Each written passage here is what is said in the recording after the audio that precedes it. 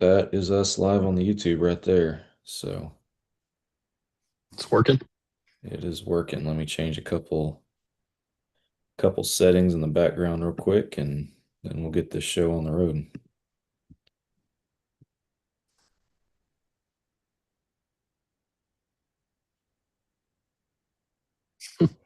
That's so weird. Yeah, it freaks me out sometimes. I always ask guests ahead of time because I'm like, man, I don't want to I don't want to do a live show if somebody's nervous about saying the wrong thing or whatever. I do it plenty as it is, but Oh, yeah.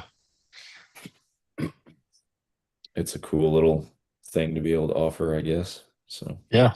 And you're able to like watch comments and stuff too. yeah, that's the cool thing, and we saw that a lot with the last live show that I did, which was a while ago now, but it was that State of Wolves episode with Hmm. Josh Wombolt.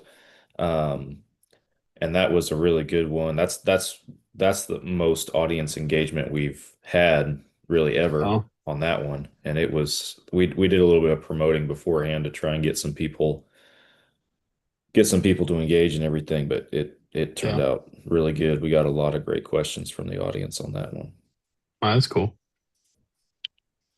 I need to find one more thing and then we'll be good. There it is.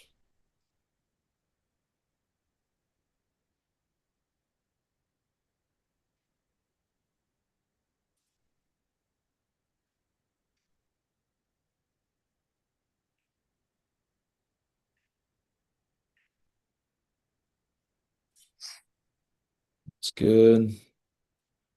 Watching the chat. Cool. You red eye? Hmm.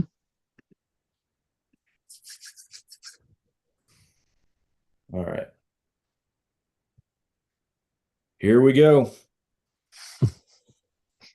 All right, welcome back everybody to another Fall Obsession podcast episode. I'm Sam Thrash hosting you guys. This episode is brought to you guys in partnership with Hoot Camo, Tacticam Reveal, Bear River Archery, and our friends at the Outdoor Call Radio app. My guest is one of my good friends from the Fall Obsession team, co-worker. I mean, the list goes on as far as everything that we freaking do together at this point. But Nick Powell, welcome back to Fall Obsession podcast, buddy. What's up? I'm glad to be here. As always, Yeah, been on here a it's few times, but it seems like it's been a while. yeah, and I was actually I'm just now thinking of it, of course. I'm a little late to the party, but I was going to look up the last time that we had you on the show because for all I know, it might be when you and I did this last time when we Yeah. talked about our Yeah, I think woes of the season. you're right.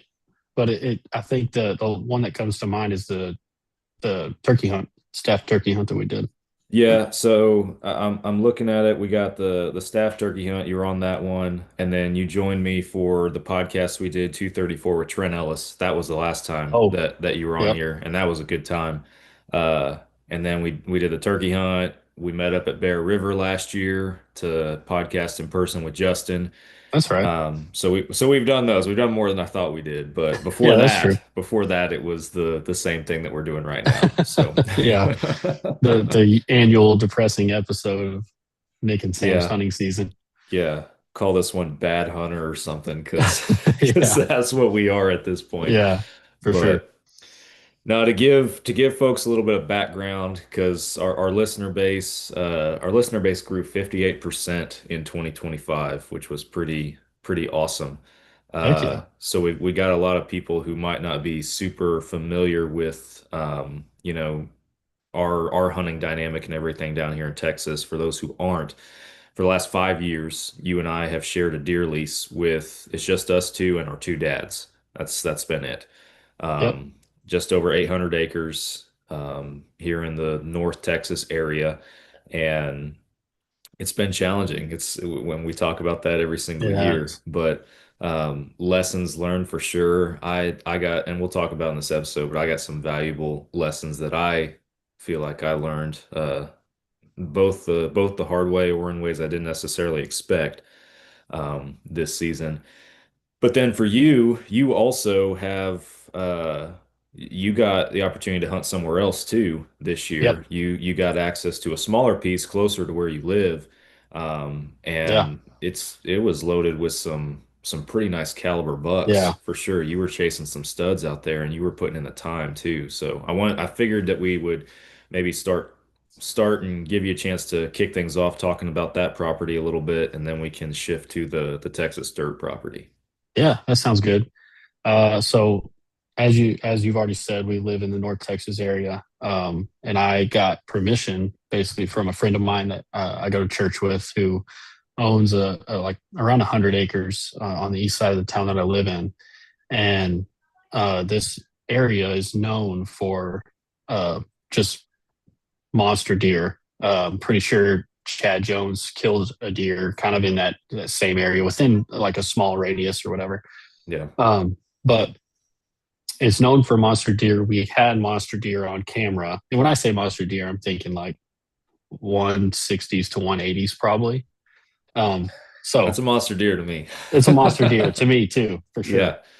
Yeah. Definitely big deer, bigger deer than what we're seeing out on Texas dirt, just because of um, habitat, diet, just genetics. I'm sure has something to do with it, as they Yeah. say. But with that being said, there were deer on camera that I was chasing out there, and it's kind of an interesting property. It's kind of a long property. It stretches from north to south along a creek, and it's really heavily wooded. The northern part's a little like got really heavy timber, and the southern part has like a lot of little saplings that are like anywhere from 1 inch to 4 inches, but there's a bunch of them. Like it's Mm. super thick, like wooded area.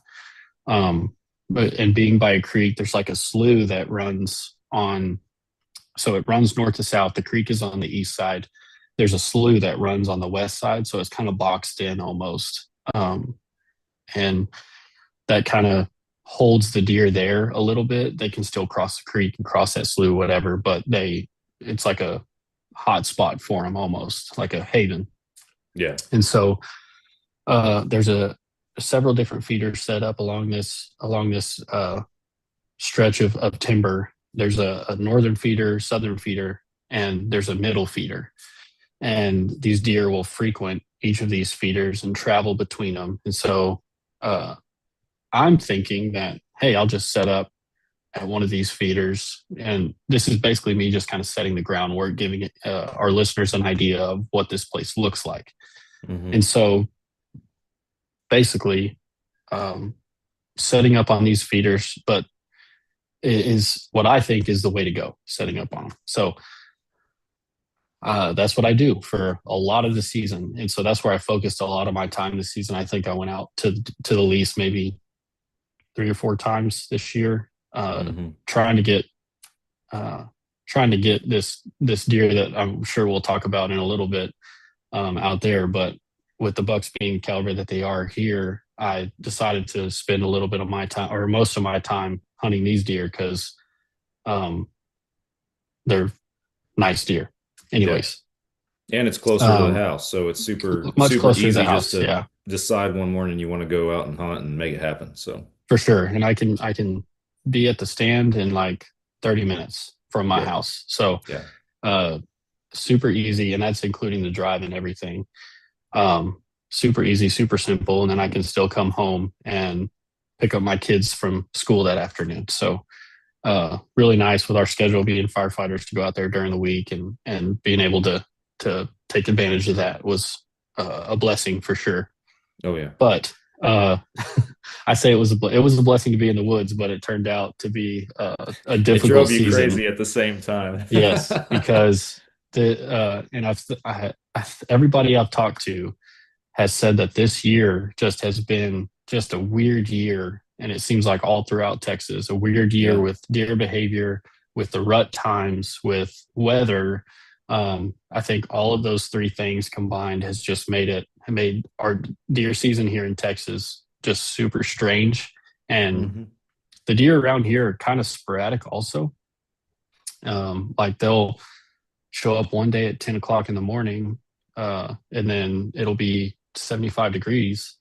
And then you go out there when it's perfect outside, when it's, 40 degrees and freezing cold and still, and they won't show up. So it's like, it was just difficult to pattern them being that sporadic. And so I would basically just take a stand and sit at it. I would play the wind, obviously, Mhm. um, but playing the wind, trying to pick the right stand that they've been frequenting, and I just could not make it happen. They would show up when I wasn't there. I would sit. They wouldn't show up, and it was just like seemed impossible. But I spent most of my time out there and just was unsuccessful. That's just how deer hunting goes sometimes. Well, and another thing that I found interesting, and you texted me about this kind of, it was more mid to a little bit later in the season. You've been grinding for a while at this point, but these big bucks were showing up at like there would be no movement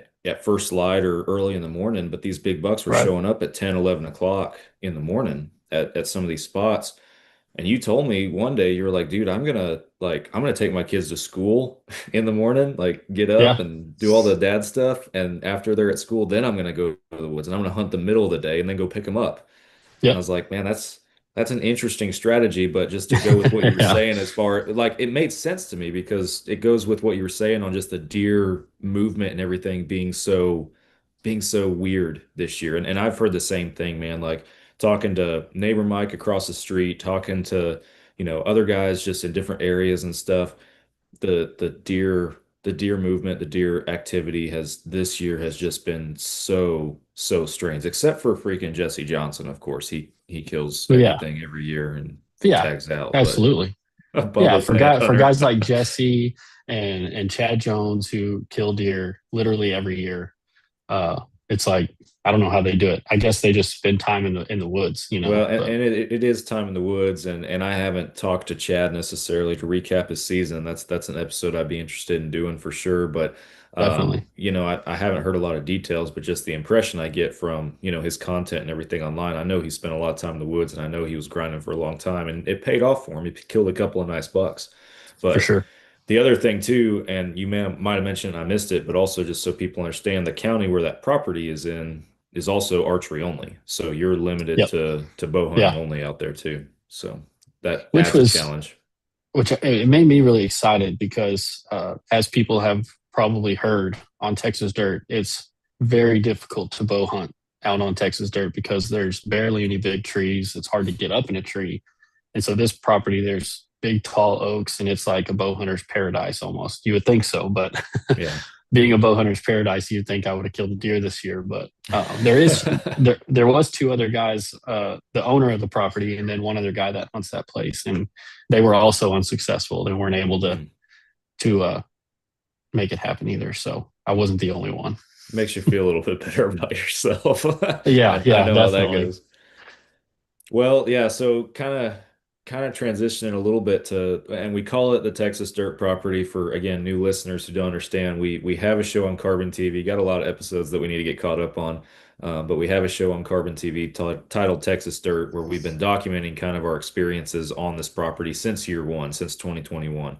So that's kind of why we call it, just for ease of understanding what we're talking about. We call it the Texas Dirt Property so that people know Yeah, know where and what we're talking about. But it definitely going into this year, like every year, I always have a plan. Like I'm gonna get out in the middle of the year in the off season, and I'm gonna do all this work and everything. And of course, it yeah, never freaking happens that way. And everything the last year that's been going on personally for me, that's a whole nother story and stuff. But it obviously was taking up a lot of time, a lot of effort, a lot of commitment.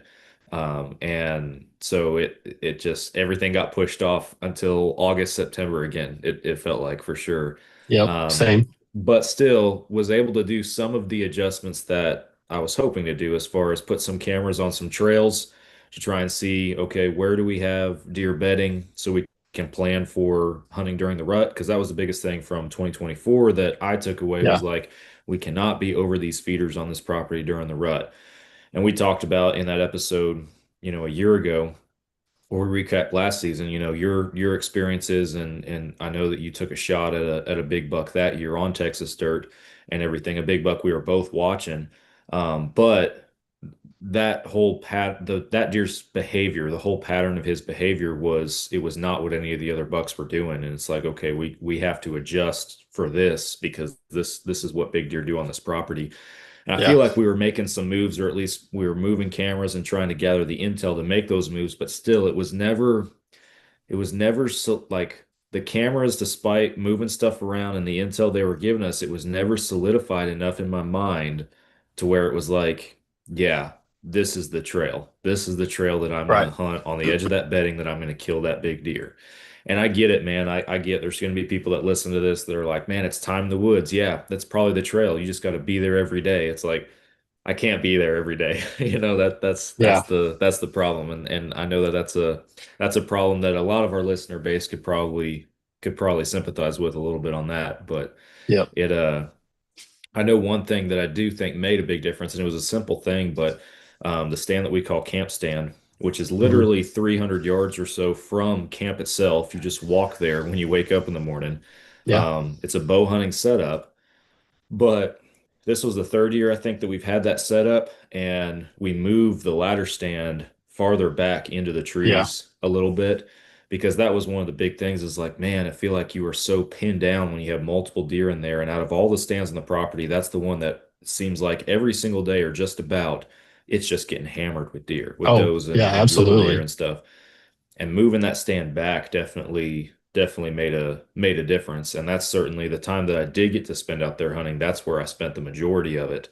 Yep. Um, and I guess I'll talk a little bit about that because my season seemed to end sooner than everybody else's out there just because I stopped hunting sooner for other reasons. But the Sure.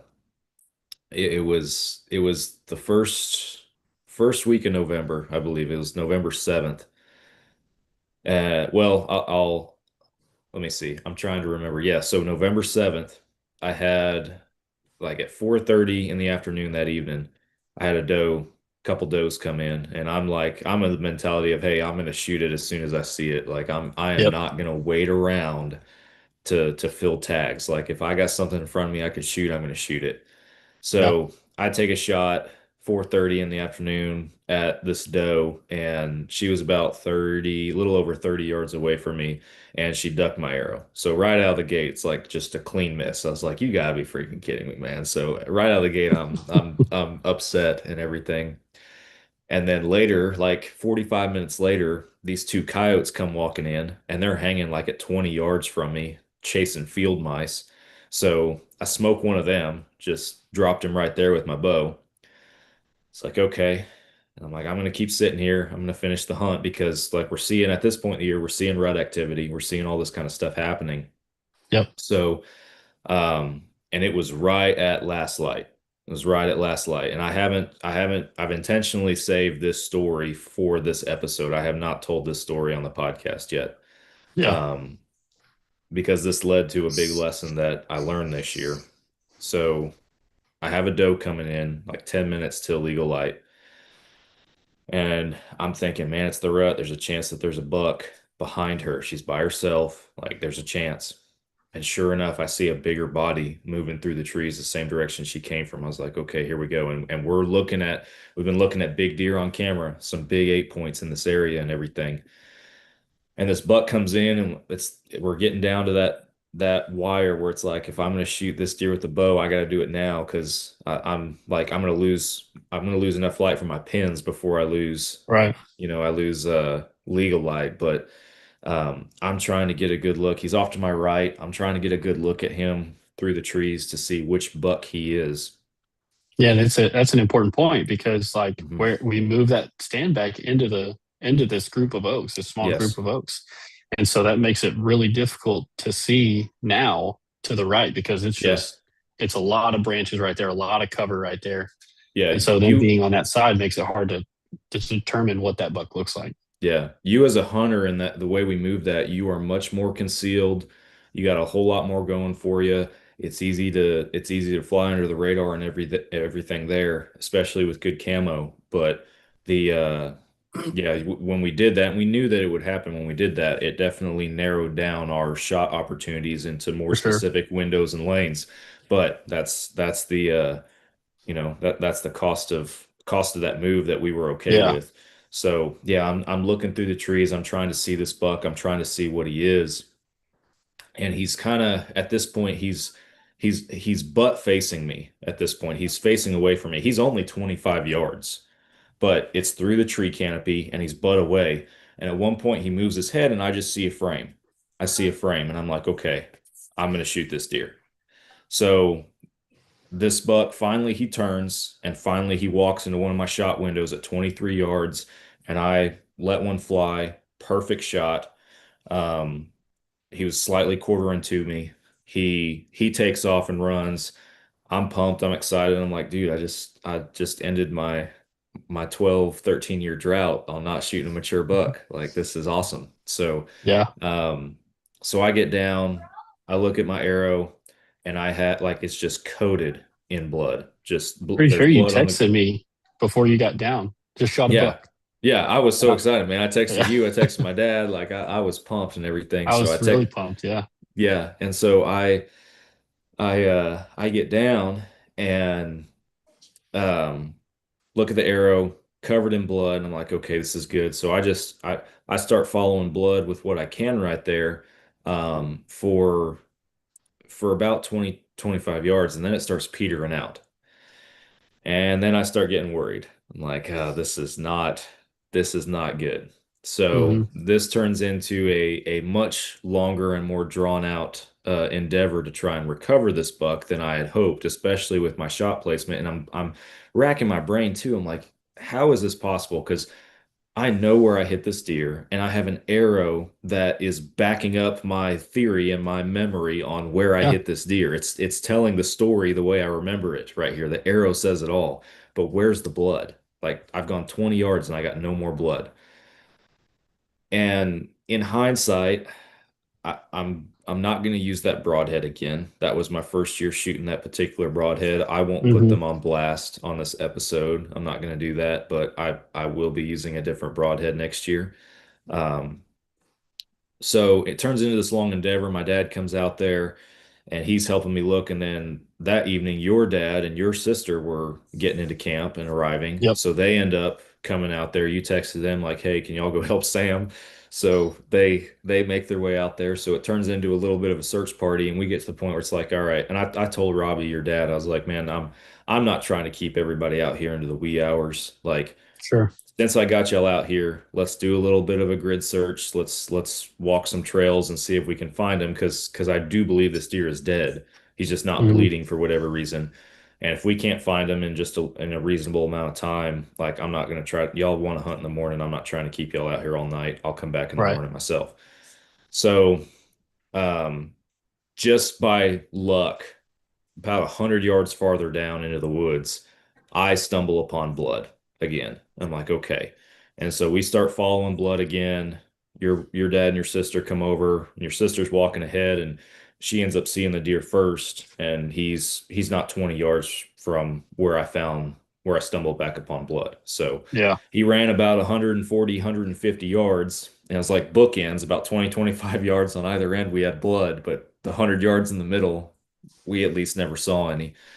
Crazy. So, and that's where things got difficult for me, and this is what I wanted to share on the podcast now because this was an area that I believe I learned something, and it was something that I've never had to struggle with as a hunter. Because I walked up on this buck, and it was not the buck that I thought it was. It was a different deer, a deer that honestly would be considered a cull buck. He was a big 6 point, is what he was. Um, we've had him on camera. We've seen him Hmm. before. But in the low light and as fast as things were happening, I didn't take enough time when he finally stepped into the clearing to verify that this was the big eight that I thought it was, that this was the big Yeah. deer that I thought I was shooting. And yeah, I mean, in hindsight, he steps in the clearing and I already made up in my mind that this was a big deer and I was going to shoot it. And so as soon as he stepped in the clearing, as he's coming in after the doe is the thing. So as soon as he stepped and I stopped him, it's like this is it. Like I'm not getting another shot at this buck. He's after this Right. doe. So I let it fly. And I didn't take the second I needed to verify what deer that was. So I am now very, very disappointed that in myself for shooting this deer. Sure. Not that he's, not still a decent deer and still going to fill the freezer. And, I Yeah. should be happy, right? I shot a deer with my bow, but I wasn't. I wasn't happy. And, um, your dad and your sister were out there, and I could tell that your dad could tell I was frustrated with Yeah. it and everything. Um, and I told him I was like, this is not the buck that I thought I shot. And Mhm. um and I was frustrated myself. I was a little embarrassed because we've Sure. talked a big game for a long time on we want to shoot big nice bucks out here, and let the younger ones walk. And not that this was a baby by any means, he wasn't, but Yeah. also like another couple years on this buck and he probably would have been a freaking stud. And so I'm very frustrated with myself. I I dragged this deer back to the truck all by myself. Your dad's just watching me. He's like, "You want me to grab an antler?" I was like, "No, I'm Yeah. dragging this deer." I was Yeah. so frustrated, man. And then what really got to me in hindsight was like I get back, my dad's at the truck, meets us there. We get the deer loaded up. Your dad and sister, at that point, they take off back to camp. Me and my dad are going to go dress him out and then take him into town, take him to the meat processor. So I when my dad and I go to field dress him and everything, I'm still very frustrated and disappointed in myself. And what got to me, and in hindsight, my big regret, I mean, it's okay to be disappointed. You made a mistake. I made a mistake.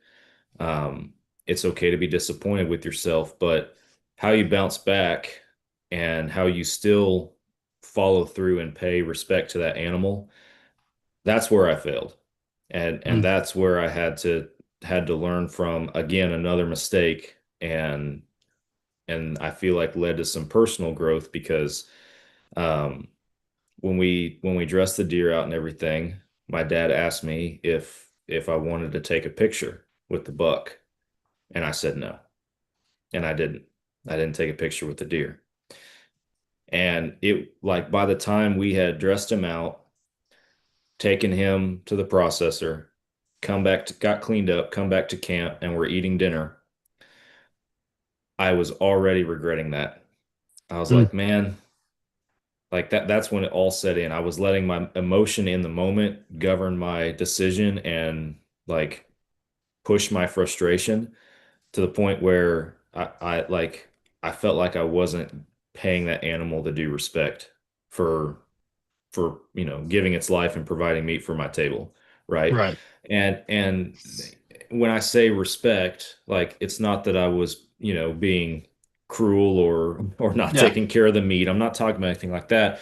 In my mind, when a hunter takes a picture, for example, with an animal that they killed, they're proud of that harvest.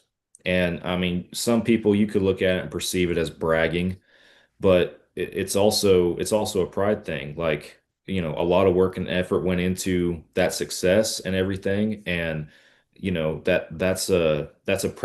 that's a proud moment for a hunter. And it also, I believe it is an avenue and a form of paying that animal respect. Doe, Yeah. buck, whatever it is, big, small. And I did not do that despite having the opportunity to. And I Right. regret that. And even I remember sitting back at the camper with my dad, and I was like, "You were right. We should have taken a picture." And I was disappointed in Yeah. myself. And I told my dad, I was like, "Man, I'm gonna have to think about this one for a while because I've never felt this way after I shot a deer, like or Yeah. after I recovered a deer. I have always been excited and happy and enjoyed it and had a positive reflection on it. I was like, I don't feel any of that right now. And that Yeah. was that was something that was really frustrating for me. And again, just that kind of I had to take kind of a step back from that after that and think about Sure. it for a little bit. Um, and it also allowed me to kind of examine my own priorities with hunting. And it's no secret to anybody who's listened to the show for a long time, but I've been bow only for 13 years. And in that, I started thinking about that, and I was like, that was one of the things I was examining as far as, well, should I keep doing this archery thing or not, and all this kind Yeah. of stuff. Everything was being thought about at this point. But included in that is also my son, who's 7 going on 8, and his interest that he has peaked into hunting and everything like that. And anytime I go out there and archery hunt, I'll take him with him. He's gone bow hunting with me before, like in a ground blind. But you know as good as I do how difficult it is to bow hunt with a little kid, Most right? definitely. Yeah. Yeah, because everything is just so close. It is a whole lot easier to rifle hunt with a kid. No doubt. So that led to me examining things a little bit as far as, okay, where are my priorities right now? Because, and again, I felt like I should have enjoyed that hunt and should have enjoyed that trip and should have enjoyed every aspect of what just happened, but I was not. And I was trying Yeah. to figure out what's missing. So one of the things that, and I'm kind of rambling a little bit, but one of the things that I I was able to, a conclusion I came to was I need, like, my son's getting older and he's getting to the age where he's just going to want to be out there more and more and Yep. participate more and more. And it's only a year or two before he's probably ready to shoot his first deer also. Yeah. So it's like, okay, I need to put more focus into him and getting him out there than me also being able to archery hunt. There will still be an opportunity for me to archery hunt, and that is what I truly love. But after that hunt, I only went back out to the lease one time for the rest of the season. And it Hmm. was with Wyatt, my son, and I did not take my bow. I took my gun. And Wow. there's a lot of people who probably just heard me say that and are like, "Oh my gosh, he gave it up. Me. Finally, he came to his He senses." gave it up. But Yeah. but that whole trip, I didn't kill a deer that trip. I was hoping just to shoot a doe or fill a doe tag, something like that. And of Yeah. course, the only deer we saw were small bucks. We didn't even see a doe all weekend. But but that trip was for him, and I enjoyed it. I enjoyed it a lot, even though we didn't kill one, because every effort was to put ourselves in a position where he would enjoy the experience, where we would at least get to see deer, and we did. We at least got to see deer, and then Yeah. hopefully be able just to shoot and get a doe on the ground and some meat in the freezer. So that kind of helped me, I feel like, kind of refocus on what the priorities are. I would say my own personal big game efforts, my non-resident out-of-state efforts in the future, they might still be prey to my bow only stubbornness, Yeah. but back home, I think right now, at least the phase of life that I'm in and that my son's in, Yeah. I think that we're at a stage where I need to swallow my pride a little bit, and I Sure. need to set down the bow for a little bit. So that was one of the big lessons that I feel like I learned and I took away from this season. And in hindsight, I still regret how I responded to killing that buck and the disappointment that followed. Yeah. But that hunt and that experience, I feel like in turn helped give me the perspective that I needed to understand where my priorities and my mentality moving forward with deer hunting need to be, at least for the next few years, until my son is hunting by himself and doing more hunting than I probably am. Then Yep. Yeah, then for then sure. maybe we're back to bow only. But Yeah, there you um, go.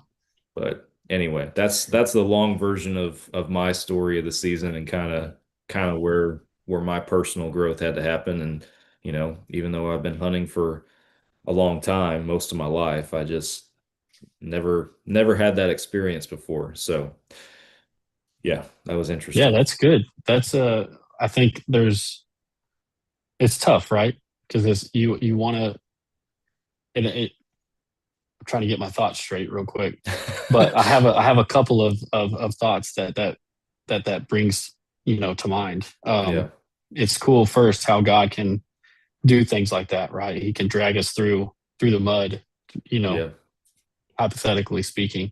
Yeah. But we can he'll let us go through the hard things like that, like shooting a buck that's not quite the one we thought or whatever, and feeling all that and being at the bottom to help open our eyes to what it really is all about. And that was something um I have convictions about this season as well is, and I think social media has kind of and like the way the hunting industry is very much involved online and all the stuff you see now, like I'm on a couple of forums on Facebook and I'm seeing uh deer posted every single day, big deer posted every single day, and I'm like, how are these people killing these deer? Because I can't even get one to walk in front of me, you know. Yeah. Yeah. And it's you start comparing yourself and you start wanting to be able to post that uh your grip and grin and your big deer on these Facebook pages, and then that's what, and I'm guilty of this, that's what your mind um kind of goes after every single day. Every single time you go out to the woods, you're thinking, man, this could be the day that I get to hold up my grip and grin, my big deer in front of the camera, and I get to be the one that everybody praises and everything like that. And um, I was guilty of that this season. I had to come to that conclusion of, man, I really need to step back and remember what all of this is about. And like this happened like in a tree stand, like that, where I came to the realization. I was listening to a podcast also, and Mark Kenyon with Meat Eater with Mhm. the Wired to Hunt podcast. He was talking about how social media, talking about this exact thing, how social media has kind of twisted the view of hunting, and how they've like put killing big deer on a pedestal. And it's like, man, that's not what it's about at all. You know what before before social media, how was deer camp? Like Right. you were just going out to deer camp. I'm pretty sure, like I listened to the podcast you had with your dad, like back in Hamilton, like you would just go sit and you had no idea what was going to pass. You had no idea what the guys killed a county over, or in South Texas and North, like you had no idea. Like you just Yeah. went and you were hunting, you were enjoying what God created outdoors, and you were hoping to see something. And I think listening to your podcast, to the podcast with your dad on it, really solidified that. Was like, when you don't know what everybody else is killing or what everybody else is seeing, even where you're going, like it makes seeing deer even more special. You know what I Yeah. mean? Like you're like, oh, I just saw a bunch of little bucks this time. Because, and you had the same thought with trail cameras, like having trail cameras. You're like, I know this deer is out here somewhere. I know he's Yeah. here because we see him That's what I was all the gonna time. say. I would take it a step farther and not just social media, but just technology, Yeah, and yeah, the cell cams and everything like that. And don't get me wrong, I ain't giving up my cell cams. I can't. no, no, We they're too good. we spend too much time together at the fire station comparing cell cam photos, but Yeah, yeah, it's true, one of those very things true. where it's like, yeah, it is a blessing and a curse. And it's like, yeah, you can gather so much data, but when the trail cameras show you something, they show you what is happening out there when you're not there, and then you Yep. go there and that doesn't happen, you get even more frustrated. You get even Yeah, more angry, like, well, what am I doing wrong? What is wrong? exactly. Why are these other guys killing big deer? And even that, like, that was something that I had to, that came into perspective, and like I said, I regretted not taking a picture with that buck. But then it's like, well, crap, now I also kind of have to explain to people this whole story and this whole thought process, because people are going to wonder why I didn't take a picture with the buck, Right. and Yeah. everything. And even that, like, I remember I was doing a podcast with a couple of our own team members, and beforehand we're chatting, and of course they're like, "When are you going to get out there and kill anything?" And so, I actually have killed something. They're like, "Well, where is it? Why haven't we seen it?" And I was like, Yeah.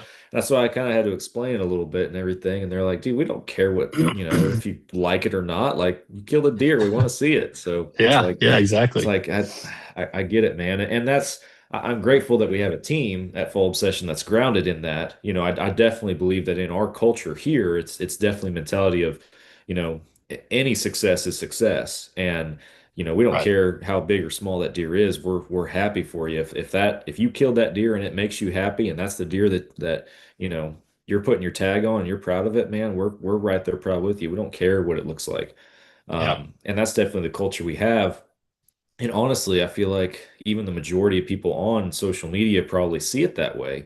Sure. But kind of back to your point, it's almost on us. It's more Like of internal. Yeah. yeah, of course, if either of us killed a big deer, we're gonna probably put it on our Facebook. We're Yeah. gonna share it with Absolutely. everybody. And when we do that, if there's ever a year that I finally get to kill a big deer, right? And I do Next year. that, It's there, always yeah, next next year, year. always next year, if I ever do that, there's probably going to be somebody that looks at my picture and feels that way, like, oh man, Yeah. why can't I kill a big deer like Sam? It's like, Yep. well, took Sam a long Sam, time. Sam has some struggles for Yeah, sure. Yeah. but you get what I'm saying. So, Definitely. um, yeah, it is internal and everything, and I do think to your point, kind of circling back, that social media it plays a big part in that. Either yeah, a lot of it is internal, I think. Well, I yeah, I don't doubt think there's people out there that gloat and boast about killing big deer. I know they're out there. But most of the time it's just sharing success, and it's on us when that own personal jealousy starts developing inside, exactly. that's on us, and that's what we have to keep in check. So, Yeah, and I think you said it better. It is technology in general. And like my conviction just came from social media and how like every day I would just see people posting these big deer all around Texas, and it's like, man, what am I doing wrong? What can I do differently? And you just start getting in your own head of like, okay, this is going to be the hunt, and like every time you go to the woods, that's what it becomes about. And it's like, man, that's like I had the conviction that that's not what it's about at all. And then it just turning that leaf made me more grateful to be out there and it made me more like just more observant about what was going on around me. Like, what kind of tree am I sitting in? Like, let's do that, like to make time pass and just like not be so focused on the grip and grin that you're going to post on Facebook so you can get some congratulations. right, So right. Yeah. that's cool. Well, and speaking of technology, um, because that did play a part in my frustration as well. And actually, it's funny because as we're talking, it's likely just the wind, but my Oh Reveal yeah, cell they're cam is they're just going they're going nuts. sending me a ton of notifications right now. Yeah, mine too. Yep. So Let's see. We're the live. Let's see what's on yeah, here. we're live. Let's share what we got. So that Yeah, was just the another wind. th yeah, I figured it's freaking howling outside. Yeah. The uh, another thing that just kind of rubbed a little bit more salt in the wound was I shot that buck. That whole hunt took place on November 7th, I believe. And so I hunted all day November 8th as well. Hmm. And then I hunted the morning of the 9th, and then I went home because I think we had to work on the 10th or something like that. Hmm. And the evening of the 9th, I got a trail cam picture from that stand at 4:30 in the afternoon, and in the exact same spot where I shot that buck, the big eight is standing right there. And so immediately I'm like, why? What am I doing? As soon as I leave, that deer is in the daylight, standing right there, an absolute toad of a deer. Yeah. Would have been the biggest buck of my life, and he's sitting there. And I'm getting fired up about it right now, even. But it's like,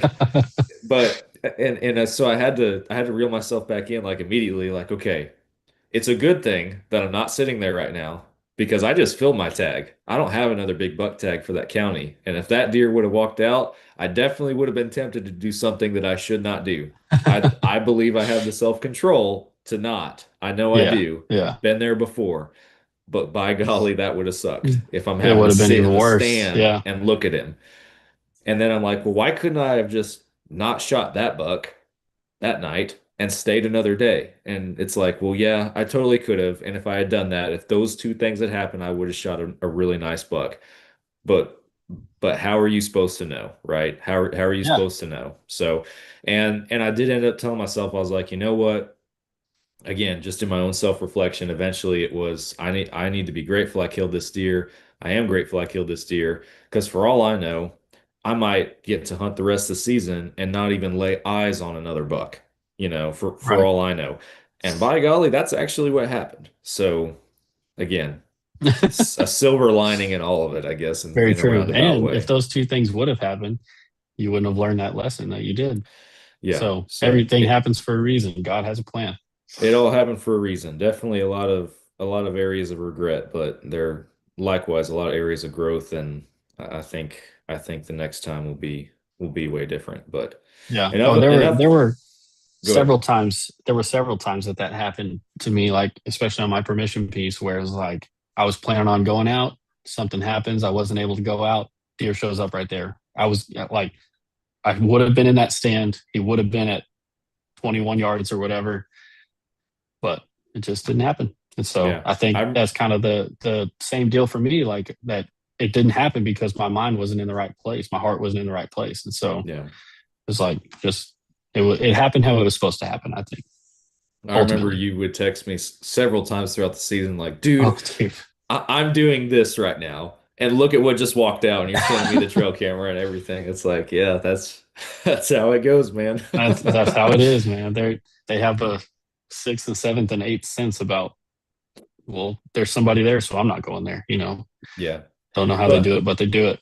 and again, just on the technology side, I mean, we already talked about it with the cell cams, and I just remember, I'm sure that we talked about this if I remember my episode with my dad, but it's like there was when you had a hunt that was unsuccessful or a hunt where you didn't even see a deer, there I just remember growing up being just a whole lot more okay with it than I am now, right? Yeah. Because obviously we look at trail cameras, we look at the patterns of the deer, and we try to plan our success accordingly or plan our setup accordingly. Like, okay, where do I have the best chance at seeing a deer tonight or tomorrow morning? Oh And yeah. you come up with your plan, and when the plan doesn't work, you get frustrated. But I remember just growing up, like that was just part of it, Yep. and you were okay with it. Like you'd sit there all morning, you wouldn't see a thing. You come back to camp for lunch, for a sandwich or whatever. It's like, yeah, I didn't see anything. I'll try a different spot tonight or something. It wasn't a big deal. But Yeah. now it should not be a big deal still. It's hunting. Like it Right. still shouldn't be a big deal. But it's so much easier for us to make it a big deal just because Thousand we percent. Yeah. we have eyes in the woods 24/7. So, Yeah. Definitely. Yeah. but I remember hunting with my dad when I was a kid, and it was like we'd go sit somewhere, maybe see a deer, maybe not.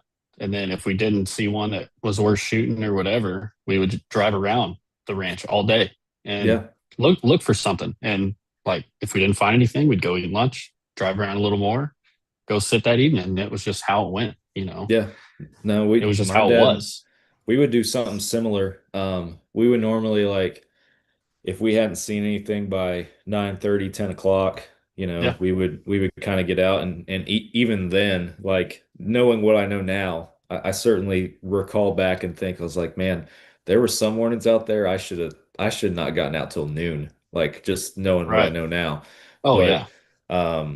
the yeah, we would get out kind of late morning and yeah, we'd spend an hour or so, hour or two walking around. And I think my dad even told a story in that podcast last week about, walking around one time and we saw an 8 point. And he, knelt down on Yeah. his hands and knees, and I used his back as a rest and shot the deer. Like, we were Yeah. successful doing that. But yeah, that was what we do. You get out and you stroll around for a little bit, go back, eat a sandwich, maybe take a quick nap, and back at it for the evening. That was Yeah. just Yep. that was That's what how it it was. And was. you went to whatever stand you wanted based on just how you felt that night. Yeah, yeah. That was Like, it. hey, Bobby Joe saw a deer there like last week, and well, that's his stand, but he sees deer there all the time, and he's not here. Let's go sit there, or whatever. Yeah. There's a big It buck wasn't. somewhere on top of that hill. Like he's Yeah, somewhere on top of yeah. that hill. So go hunt somewhere up on that hill, you know? Exactly, exactly. So Yep. yeah, it's yeah, just a different time. I remember the first time we got a trail camera, like one of the old like first generation of the wild game innovation trail cameras, obviously with the memory card and Yeah. everything that, Yep. you would just, you might go months not knowing what's on there. And then you finally get a chance to go out there and pull the card. And it was like, 2,000 pictures. Oh my gosh, this is Yeah. awesome. And And then then you're you're sitting sitting there there at for an the hour. laptop like this. You're just clicking Yeah. through them. Yeah. Yeah. Yeah. Whereas now you're Absolutely. just sitting there and this like we did just a second ago on the show. It just pops up and whoa, what's there? You get to Yep. see it instantly. It's Yeah. just Instantly. oh, technology's made us so lazy. For sure. For sure. But Well, my season, it wasn't totally yes, enough about unsuccessful. me. Yeah, you definitely shot more bucks than I did, but my season wasn't totally unsuccessful. I had a hunt where it was like a last ditch effort type of hunt where Yeah. I was going to go out for a couple days and basically just fill the freezer. If I saw it had finally cooled down, I don't think we've touched on the weather this year. I mean, I mentioned it briefly, but like it's been a very, very mild winter down in Texas. Like we're still getting days right now, January 14th, of 70-degree days. Yeah. And like it's just been super sporadic. We'll get a cold snap and then it'll go right back up the same week to 75, 80 degrees. And that's like in December when usually it's at least 50s as a high, you know. So Yeah. it's just been very, very mild. And so this was middle of December, I think, that I shot my deer. I shot three does. My first one was at the camp stand because we see deer there literally all the time. We've said that several times, but it was kind of the same way you had, where first doe that came out, I was going to shoot it. this this was the kind of hunt that this was, and if you know the big eight happened to walk out, which I think at that point we hadn't seen him for like a month or two, Yeah. maybe something He like that, maybe a disappeared for a month. long time. And so like he wasn't even on my radar really. I was just out there for meat. And so the first morning I hunt the camp stand and there's a couple little yearlings that are messing around. Like right as the feeder goes off, two yearlings come in, and then three more yearlings come in, and three more come out from the other side. And it's like finally, after having like seven or eight yearlings around the feeder jacking around, a big doe comes and she's like, you can tell she's an older doe. She's bigger, way bigger than all the other ones. She's kind of pushing. You can tell which yearlings are hers too, because there were two, all but two. She would push around, kind of put her ears back at, and everything else. So I was like, all right, she needs to go. And so able to get a shot, put her down right there at the feeder.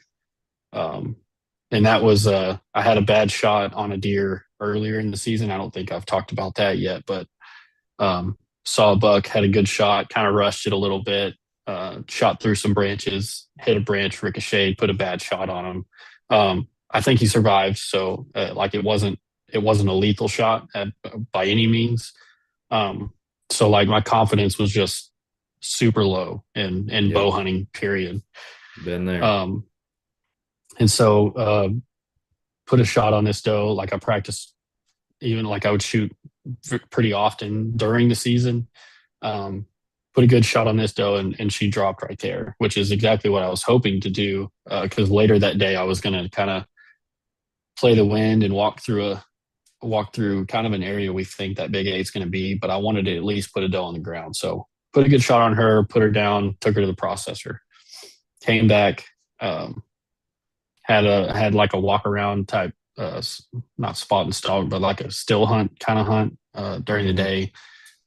Jumped a few deer, but didn't get a shot on anything. Was saw some rut activity, which was pretty cool, like in their bedding area. But then that evening, I hunt a stand we call the West Clearing, which is a feeder is kind of on a right off of a like a power line clearing.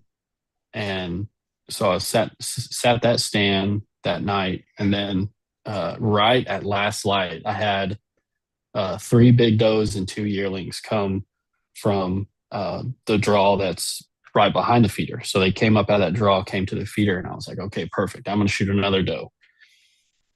Um, so once the first big doe gave me a shot, I let them all get to the feeder. But I had spread some corn out before I sat, like half a bag of corn, and they Hmm. all stopped right there at that corn. I had my rifle with me this time because uh, I had to swap. Like, if I were to stay bow only, there's no way I would be successful at all. So I have to use my rifle. I'm not as good as Sam. Uh, Sam is not good, let's be clear. Sam's just stubborn. Sam kills deer with his bow. That's all I know. Sam So, killed a deer with his bow. There's no but plural on that. yeah, yeah. I guess I'm not as stubborn as Sam. There I we will go. use my That's more rifle appropriate. for sure. So I had my rifle with me that night, and Big Doe came in. I shot her. She runs off. Uh, Other Big Doe runs off this way. The third Big Doe runs off back across the draw. Um, the two yearlings that came with them are just literally hanging around the feeder, like they have no idea what happened. And so the Big Doe that ran off to the right, she comes back, and I'm like, opportunities and knocking. And so she comes back right in range. I shoot her too. She runs off, and I end up shooting 3 deer in one day, 3 does in one day that day, which was Yeah. good. And they're actually ready at the processor right now. I'm was planning on going to pick them up this weekend with my boys and spending a little time out there shooting some guns and fishing, doing some boy things, you know. Yeah. That'd be fun. Um, so hopefully, for those that don't know, we started a little late today because my son has flu right now. So we had a doctor's appointment this morning, but he's doing fine. Uh, but hopefully we'll be able to get out there this weekend and pick those deer up and stuff. So, but Awesome. that's basically sums up my season. Unsuccessful at the permission piece, but a little bit of success out of Texas dirt. So Yeah. Well, and I think, and just to kind of bring it all together, and I mean, we've talked about a lot of the lessons learned and the perspectives and stuff from this year, but and I'm not to sound hypocritical again, I say this every year, got to get out there in the off season and do some work, and yeah, for obviously sure. it's easier said than done, but um, I know because one thing that we did throughout the year, anytime we went out there, we obviously have cameras on all of the feeders and everything, and I've gotten a lot of feedback just through this platform, through our team, people that aren't familiar with hunting Texas, there's a lot of people are like, man, you got to get in those hardwoods, you got to get on the edge of those bedding areas and on those trails and everything. It's like, again, easier said than done, and it's not from a laziness perspective. It's like it is so hard to pattern these deer in general. You already talked about the weather and just the curveball that deer movement was in general. And the Oh one yeah, thing that I'll add on that was like we never had a hard freeze where it was below freezing for multiple days in a row or multiple oh nights in a row. Never had a hard freeze. So these deer had food in the woods all season long. yep, And that plays a part in it. But on top of that, our patches of hardwoods, like just these little scrub oaks and these small little patches of woods that these deer bed in or travel through, you start walking in there, like you can find a main trail. I put cameras on multiple main trails in one bedding area where the buck last year that you had a history with, where he was coming in and out of during the rut. We were moving the cameras around all around the perimeter of that bedding area. And I mean, we would get deer here and there, yeah, but we got deer on all of them. And that's the thing is it's like yeah, if you walk down one trail, it opens up to three more. And then that one, we pick one of those three and it opens up to four or five more. It is yep, just like a spider web. It's not like some of these other places up north or in the Midwest where you just have these deer highways and stuff running through. It is literally like a spider web. And then on top of that, the undergrowth is so much in these bedding areas that eventually you follow a trail far enough in there, it's going to get to the point where the opening that these deer are traveling through, like for the next 20 yards, is only waist high. Like if you want to keep going, you got to crawl. yep. Like it is so thick, and it's just a network of all these little places they could go. And on all honesty, I'm at the point where I don't think the deer have a preference on which one they use. I think they I just agree. go wherever the heck they feel like going at this Yep, point. And why wouldn't they? As long as they're yeah, comfortable, they feel safe and everything. And obviously, I get that there's pinch points, there's, little corridors, funnels and stuff that we can hunt and everything here and there. But even then, just cameras on those places, the consistency wasn't there for me to feel like for the time I can spend in the woods right now, it is worth Yeah. me sitting at this spot for a long period of time. Yep. So that's the frustration. Now, I do know, especially talking to my dad, he has some plans where he wants to put a couple different types of setups in there, maybe a couple more tripods for rifle hunting and stuff that would be good for that. I know there's one spot he's looking at going over a mesquite thicket and everything that we've over the years we've seen deer pass through, but we don't really have a good way to hunt it. And he's at the point where he's like, let's put a tripod kind of up on this hill so we can see over it, and then cut some shooting lanes through that mesquite thicket. And just as you see stuff passing through, you can line up on the next clearing it's going to walk through and try to get a shot. And he's Yep. not wrong.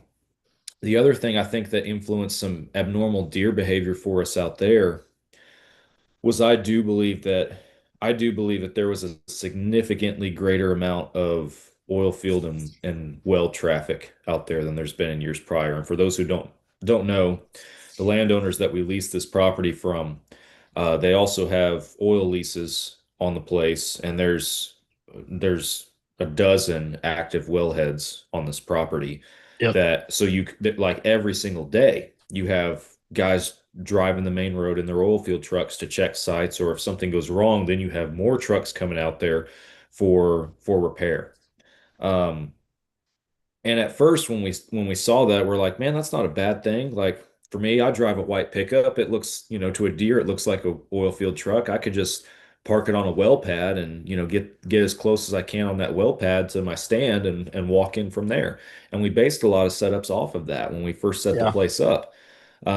And not that that theory isn't accurate, but I do think the increase in traffic this year, for whatever reason, there was so much more. I do think it had an impact on wildlife and deer activity out there. Yeah. I would agree with And that. and additionally, like I have a stand. Last year we had two stands on the south side, the very south side of this property. One of them got tore up by the cattle last year, and I never Yep. set it back up this year. I just didn't even put in the effort to try and put it back up. It's in a good enough spot that maybe adjusting it a little bit's okay, but the area itself, there needs to be something there. So next year, trying to revamp something in that area, I think is would be beneficial.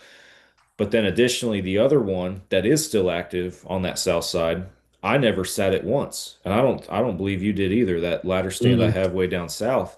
no, I didn't Um, either. and and again, looking at the camera, in the past, that was normally a pretty hot spot. Like you could normally see some does and during the rut, some nice bucks coming through that area. And I would spend probably just as much time hunting down there as I did up by camp. But this year I didn't sit at one time because even the doe activity, it was like the same three does and two of them were small that showed up every single time that a deer showed up, it was always them. And I don't for a year I don't think I've had a picture of a buck down there.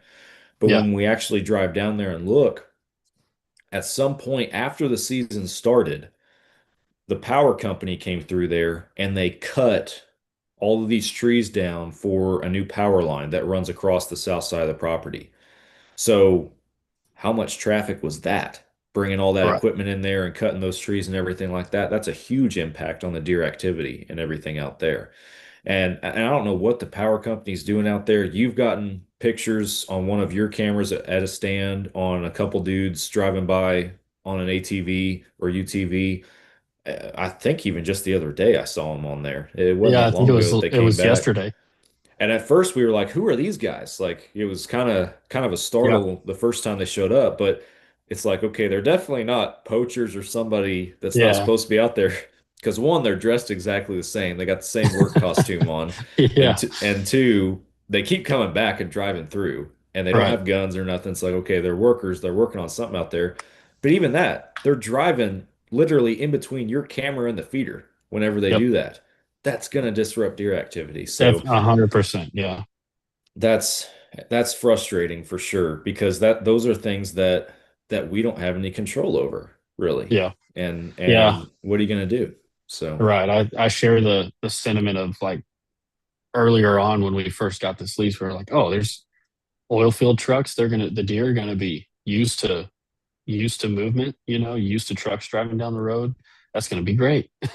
And I think it's been quite the opposite, especially with the well, increase in movement. I don't think that the deer aren't used to it. I mean, every deer on that property, since they've been alive and they've existed, there's been trucks driving those roads. Yeah, for They're not sure. they're not foreign to it. But also, anybody listening to the show is smart enough to know that they're not going to want to coexist with it either. Yeah, And if you're a deer and you're used to a truck driving down the road every day or whatever, like a pickup, then okay, you might be used to that. But when you get all of these trucks and heavy equipment driving through to cut trees and do all this stuff, obviously that's not normal. We're not going to yeah, be around that, or an 18 wheeler driving through to one of the tank batteries out there. We're not going to be around that. That's something right. different. That's something abnormal. So, Well, and I think they get so used to it that they know when not to move, mhm. even, So it's Yeah, like if all this movement is happening during the day, well, all right, we're just gonna stay moving during the night when it's safe when there's no movement during the yeah, day. So I think it did quite the opposite of what we thought it was gonna do. But yeah. what are you gonna do? Yeah, those are uncontrollables, and I mean the most you can have is try to have some coordination with the landowner and maybe understand, what to expect out there in a season as far as, hey, do you know if anybody's going to be doing any work out here this fall or something Yeah, like that, and maybe at least get you a heads up. But yeah, I mean, obviously the deer hunters are not the are not the money makers out there. We're we're right, the lowest right, people on the totem pole out there as far as, it being a money maker for the landowner. So it's definitely. yeah, yeah, that's the boat that you're in. So We don't really have a very strong leg to stand on. yeah. And man, like the little stuff that frustrates me too is like this is the first year that I feel like I had it dialed in on feeders and cameras as far as batteries and consistency. Like I feel like the feeders for the most part stayed full all year Yeah, long. The batteries for the feeders all kept working all year long. And like because in previous years that's been a huge frustration is we had cows that would tear stuff up or solar panels that would break and the battery would die and then we don't well like how long has this thing not been feeding out or anything exactly. like that. And this year I feel like we had it dialed in and then all this other stuff happened. It's like, oh my gosh, can't catch a Right. break. Yep. Yep.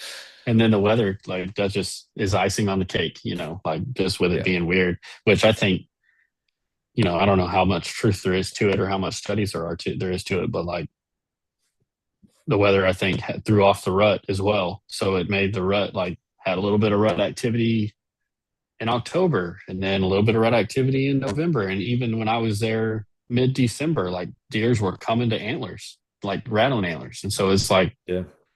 there wasn't like a solid 2 weeks of okay, the rut was from this day to this day, and then with a little bit, trickle here and there. It was like there's full on rut here, then it was kind of fell off, then there was full on rut here, and it kind of fell off, and so it was just the whole year was just weird. But Yeah, no, you would think it's winding down, and the next thing you know, you get a picture or video on the reveal of a buck chasing like full yeah, bore and everything. Or I sat in the stand one evening and I watched or multiple times I think, and the same little 4 or 5 point kept running in, and like I videoed him for half an hour just running the does around this clearing like he was yeah, crazy.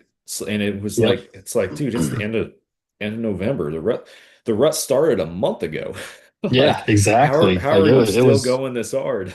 yeah, it was so wild. Like the same morning I shot that doe with my bow, I had that probably the same little buck just chasing the younger does around, just in and out, just like crazy. And then uh, when I was sitting the next morning, I was sitting east clearing, and I had just hit the antlers together, and I had four different small bucks come to those antlers, and they were all together, like, Mm, but they were all coming to those antlers, and where like they would kind of veer off a little bit and walk away, and I'd hit them again, and they'd be right back.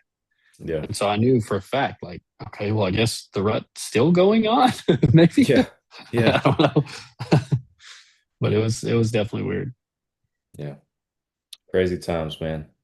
Yeah, Well, you got anything to add to the sorrowful story of this season? there's always next year. Always next year. Maybe turkey Every season will be good again. Yeah, and that's something to at least keep an eye on and look forward to. And I know we've talked about, extending some invites to some people to come out again if we got the birds and everything, because that was fun last year. And it Yeah, yeah, if we still got the turkeys that we had last year, that would be definitely something to look forward to. Because yeah, year one, we've talked about before, but year one out there, we didn't have anything for turkeys out no, there. And it's been pretty awesome to see how that's turned around. So really. yeah, it's like over the years, it's just been like year one, we didn't have any. And then year two, we maybe had one picture of turkeys. And then three and four, it was like year three, we had a few more. We're like, oh, we might actually get some. And then year four, they just exploded. Yeah. So, I think it does have a lot to do with the hogs because as yeah, the turkey numbers and activities increase, the hog activity has decreased. I And agree. I think that in large part has something to do with it. So Yeah. Yeah. With turkeys being ground nesting birds, I think us shooting a bunch of coyotes every chance we get also will help too. So yeah, and that'll be good. I know we popped a few this year between all of us, but man, I feel like we still didn't put a dent in it because I I shot that one agree. I shot that one with my bow the same night I shot that buck. But there were two other ones with him.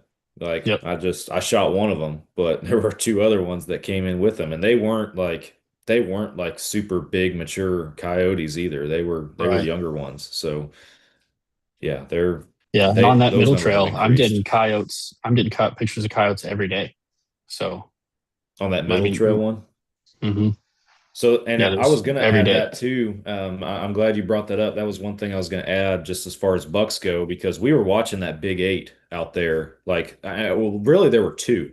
There were two big eights, and you could tell they were different, like very similar looking, but one had short brow tines and the other had one really long one for sure. Yeah. So there were two bucks that were very similar in character out there, and I believe both of them have made it.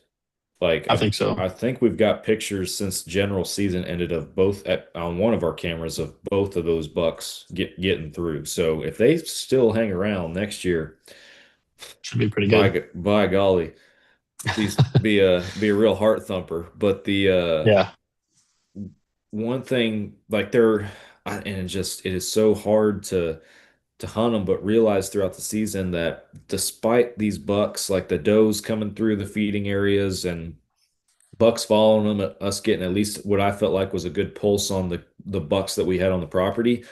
There were bucks that we still never saw until just by happenstance. Because I remember you put that camera on that middle trail up on that hill, which is Hmm. just this little clearing that we've been kind of looking at on like Onyx maps and been like, man, let's check this spot out. We put a camera on there and you got just one picture one morning of a 10 point in there. And we've been looking at sixes and eights all year long. We hadn't seen a single 10 point. And then Yep. there's this big old 10 point up there on that hill that we had never seen. And this is late season at that point. Yeah. And then there was one morning at camp stand, got a picture on the cell cam of a different 10 point, a beat up buck. Like he had busted tines, like hair all messed up, like he was a warrior. And he just Hmm. came walking through there. Never seen him again. Still haven't seen him since. But Right. it's like, okay, there's a whole nother round, I feel like, of bucks out here, like older and smarter bucks than even these big eights that we're looking at Yeah. that we haven't even like they're like ghosts out there, man. Like I know. just And just like you said I don't know earlier how with the they avoid trails, them. yeah, it's like you can walk from the east side of the property to the west side of the property and you'll pass 200 trails, because like if you just walk in a straight line, like you'll pass trail, trail, trail, trail, trail. So it's pretty much impossible to find the trail. You know what I mean? Like you Yeah. said. So like, and these bucks just take whichever trail they want. you Well, know? and it's like so like on the north end, north of the camp stand, we got 80, 100 acres up there of just mesquites. Yeah. And when I say mesquites, like it is dense enough that you can't see more than probably 60 yards through it. But it's all close enough together that the deer feel comfortable going through there and they can go any way that they want through Yep. there. And they just pick and choose based on where they feel like going. But it's tight enough that they feel safe and open enough that they can still see stuff and still maneuver around easily. But just to give folks an idea on the size of it, like when you went out there and shot those three does, you went on a walk through those just as because we figured that that is the area that that big eight lives in, that he beds Hmm. up there based on our cameras and the direction we normally see him coming from. He has to be living up there. And you walk what, like 2.5 miles weaving through all Yeah. that crap? That's Yep. insane. And Yeah. it's so much area and it's so hard to hunt it. Yeah. And the deer, like, they're bedded in grass that, like, is probably a foot and a half to 2 feet tall, but it's like laid over. Yeah. And they're bedded in that grass up under these mesquites. And so they can see you coming from, forever away. They'll hear Yeah. you first, then they'll smell you. And then if they see you, they're gone. So it's Yeah. like, and I jumped like half a dozen, like 6 to 10 deer when on that walk. And I was like, this is impossible. There's no way to do this. Yeah. And I was hunting with a rifle. There's no good way to hunt it. Like, and we've been, at least Dad and I have been racking our brains trying to figure out how to replicate camp stand somewhere else Yeah. because it is so consistent, at least. But where is it? It is in the middle of a clearing in the middle of a mesquite thicket, just like what we're Yeah. talking about. So the deer can filter in there from all of their secluded, protected, safe feeling mesquite areas and then filter right back into them. And it just happens to be in a spot where it's not hard for a hunter to get in there and access it. Yeah. If we were to replicate that somewhere else, there's plenty of spots that I don't doubt we could set something else like that up. But the problem is us being able to get into it undetected. Yeah. That's the Yeah. That's that's the the hard one part. advantage that Camp Stand has is we are able to get it's close enough and it's in just the right spot that we can get in there undetected. Everywhere else is so much harder to do that. And For that's sure. that's the $1 million question right there. But Yeah. Yeah. I agree. Maybe well, next year man, we'll figure it out, yeah, next year will be the year. Well, we've been going for a while, man. You got anything to add before we wrap it up? That's all I got. All right. Well, I do appreciate everybody listening and tune in if you caught part of the live stream. I know we're recording this because we're firemen and got random days off throughout the week. We're recording this middle of the day on a weekday, so not as many folks listening to the live stream, but you guys might be able to catch it later if you did tune in. I appreciate it, but we'll wrap this one up and appreciate you guys listening. Be back again next week with another Fall Obsession podcast, and I will catch you then. See you later.